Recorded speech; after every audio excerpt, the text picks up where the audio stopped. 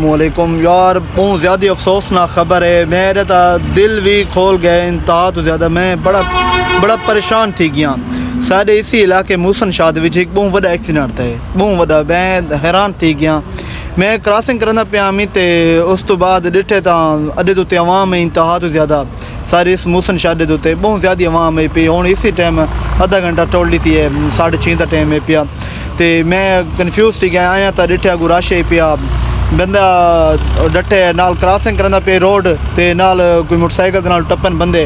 اسی ٹائم ہی وہ بندے کو نال موٹر سائیکل تے چاہی گیا سپیڈ اس بندے دے کوئی لت وغیرہ کوئی ٹوٹ گئی آکھے کوئی پیر وغیرہ بھی کریکٹ تھے. اللہ معافی دے وے. بولا ریسکیو 112 تو فون کیتا نے او کروڑی چوین. تے میں انتہا تو زیادہ ٹینشن چم یار خدا دا نہ آئے خدا دا نہ آئے یار. مہربانی کیتی کرو اپنے بچوں کو سمجھاؤ یار انہاں کو اتنا نہیں مریں سپیڈاں یار. کوئی دکھیں دے کراسنگ دے دوران کوئی اپنے دھیان نہیں کر سکتے یار. شام دا ٹائم ہے کم از کم پتہ ہونا بھی اڈا ہے پیا. اڈے دے وچ اتنی زیادہ سپیڈ مارنا کوئی فائدہ ہے؟ کوئی فائدہ کہانی یار. کوئی خدا دا خوف کرو یار. غریب جب بندے ہیں پہ لات باں ٹوٹ گئے انہوں 15 مہینہ تو سکون نال گھر ستا پیا رہا نا. انہوں تو کوئی کام ہی نہیں کر سکتا. غریب جب بندہ آئی پہ انتہا تو زیادہ کم از کم کچھ تو یار مہربانی کیتی کرو یار. نہ آئے میری جرے بندے ویڈیو رہتے پہ نا خدا دا نہ آئے مہربانی کیتی کرو. اڈے تو نہ ایسا چلے کرو. کچھ عقل نال کام کرو. کہیں دی میں جان نہ گواؤ. ایویں نقصان کہیں دا نہ کرو. کوئی غریب جب بندے ہوندے کوئی کہانی آج دے دور ہی پھردا ٹھیک ہے نا. جرے مہنگائی حالات کیتی کڑے کوئی نہیں پھردا. میں آیا ہوں اتنے ڈٹھے میں تے والا 1122 آ گئے. اس دی والا ویڈیو وغیرہ بنائیے. تسا ویڈیو وغیرہ دیکھو نا انہاں دی. میں 1122 دی ویڈیو ہی بنائی ہے سارا کچھ. 1122 آ گئی ہے. اس تے مہربانی پیا نوازش ہے پہ کہ اے ٹائم تے پہنچ گئے بالکل اپنے ٹائم ٹیبل دے مطابق. انہاں فون کیتا گئے اس تو بعد اے اپنے ٹائم دے مطابق پہنچ گئے. انہاں تے اپنا مرہم پٹی کیتی ہے. مریض کو سنبھالا نے کوئی چوٹاں وغیرہ تے کوئی زخماں دے جڑے مرہم پٹی او کیتی نے ٹیکے وغیرہ لائے نے. تے اس تو علاوہ انہاں دی بہت سلوٹ پیش کرنا انہاں کو. انہاں یار میری ریکویسٹ ہے پئی اس علاقے والوں کو اس علاقے والوں نہیں یکیاں کو ریکویسٹ ہے پئی مہربانی کیتی کرو کہ تساں نا شفقت کیتی کرو کہ اپنے بچوں کو سمجھاؤ.